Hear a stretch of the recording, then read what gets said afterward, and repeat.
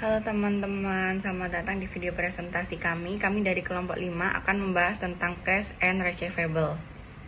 Selanjutnya, perkenalkan anggota kelompok kami. Yang pertama ada Holisatul Aini dengan NPM terakhir 040, Uni Solihata Nadia dengan NPM terakhir 333, Cinta Alfa Maudia dengan NPM terakhir 336, dan Evan Safaras Azikira dengan NPM terakhir 396. Pada video kami, kita akan membahaskan tentang pengertian kas, karakteristik kas, serta piutang dalam akuntansi. Selanjutnya saya akan menjelaskan tentang kas. Kas ini merupakan aset yang paling liquid dalam perusahaan karena dapat langsung digunakan sebagai alat pembayaran. Oleh karena itu, biasanya diklasifikasikan sebagai aset lancar dalam laporan keuangan.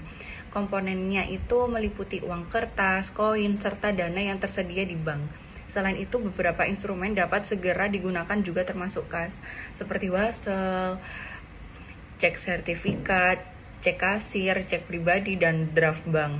Rekening di tabungan juga dianggap sebagai kas karena pada umumnya bank tidak menuntut pemberitahuan sebelum penarikan yang dilakukan. Selain itu, dana kecil atau petty cash dan dana kembalian change funds juga termasuk dalam kas karena digunakan untuk membayar biaya operasional sehari-hari dalam kewajiban aset lancar perusahaan. Selanjutnya ada kesetaraan kas atau cash equivalence. Kesetaraan kas adalah investasi jangka pendek yang sangat liquid dan mudah dikonversi menjadi kas dalam jumlah yang sudah diketahui. Agar dapat dikategorikan sebagai serta kas, aset tersebut harus memiliki resiko perubahan nilai yang sangat kecil. Berdasarkan standar IFRS, hanya investasi yang memiliki masa jatuh tempo 3 bulan atau kurang sejak tanggal perolehan yang dapat diklasifikasikan sebagai setara kas. Tujuan utamanya itu memiliki kepemilikan serta kas adalah untuk memenuhi kebutuhan kas jangka pendek, bukan untuk tujuan investasi jangka panjang.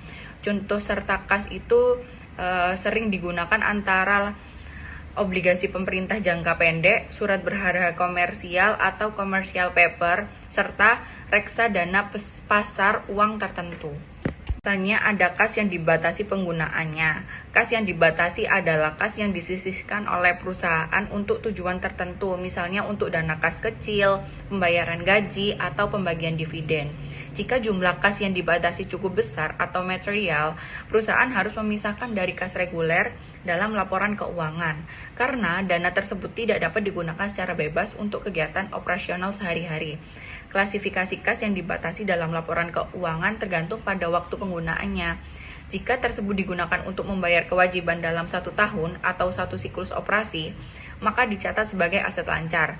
Namun jika penggunaannya lebih dari 1 tahun, misalnya untuk ekspansi pabrik atau pelunasan utang jangka panjang, maka diklasifikasikan sebagai aset tidak lancar.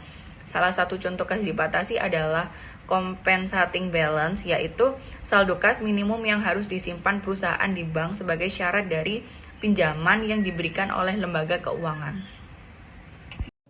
Berikut ini saya akan menjelaskan mengenai cerukan bank atau bank overdraft. Nah, cerukan bank ini kondisi yang terjadi ketika perusahaan mengeluarkan cek dengan nominal yang melebihi saldo yang tersedia di rekening bank. Biasanya dicatat sebagai kewajiban lancar dan seringkali digabungkan dengan akun utang usaha. Jika cerukan tersebut merupakan bagian tak terpisahkan dari manajemen kas perusahaan dan dapat di-offset dengan rekening lain di bank yang sama, maka cerukan tersebut dapat diklasifikasikan sebagai bagian dari kas. Berikutnya ada piutang atau receivable. Nah, piutang ini adalah klaim perusahaan kepada pelanggan atau pihak lain dalam bentuk uang, barang, atau jasa. Nah, piutang ini dikelompokkan menjadi piutang lancar dan piutang tidak lancar tergantung pada periode penagihannya. Untuk piutang dagang ini berasal dari kegiatan operasional utama perusahaan, sedangkan piutang non-dagang itu timbul dari transaksi yang berada di luar kegiatan operasional utama perusahaan. Nah, untuk di slide ini saya akan membahas mengenai piutang non-dagang.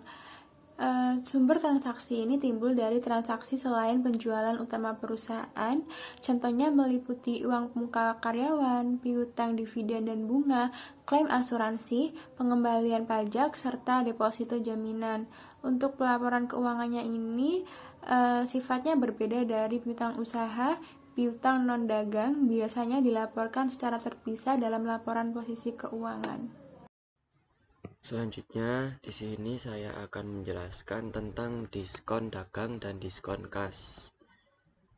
Yang pertama, diskon dagang adalah potongan harga yang diberikan penjual kepada pembeli. Biasanya itu karena pembelian dalam jumlah besar. Diskon ini langsung mengurangi harga faktur sehingga piutang dicatat sebesar nilai bersih yang harus dibayarkan. Kalau diskon kas itu diberikan untuk mendorong pelanggan membayar lebih cepat, misalnya dengan syarat 2/10, N/30. Perusahaan dapat mencatatnya dengan metode bersih yang langsung mengakui nilai yang diharapkan diterima atau metode kotor yang mengakui diskon saat pembayaran dilakukan. Yang selanjutnya saya akan menjelaskan tentang retur dan potongan penjualan. Retur dan potongan penjualan merupakan bentuk imbalan variabel yang harus diamati sejak awal. Perusahaan mencatat pendapatan dan piutang sebesar jumlah yang diharapkan diterima setelah memperhitungkan estimasi retur.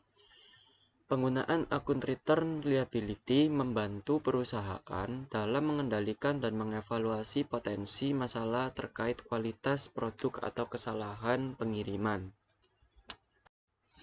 Yang selanjutnya saya akan menjelaskan tentang nilai waktu uang. Dalam konsep nilai waktu uang, piutang jangka panjang seharusnya dicatat sebesar nilai kini dari kas yang akan diterima di masa depan. Selisih antara nilai kini dan nilai nominal diakui sebagai pendapatan bunga. Namun untuk piutang jangka pendek yang jatuh tempo sekitar 1 tahun, umumnya tidak dilakukan pendiskontoan karena dampaknya dianggap tidak material. Oke, yang selanjutnya kita akan membahas terkait penilaian piutang usaha. Jadi, perusahaan itu mencatat kerugian atas piutang yang tidak tertagih sebagai beban piutang tak tertagih.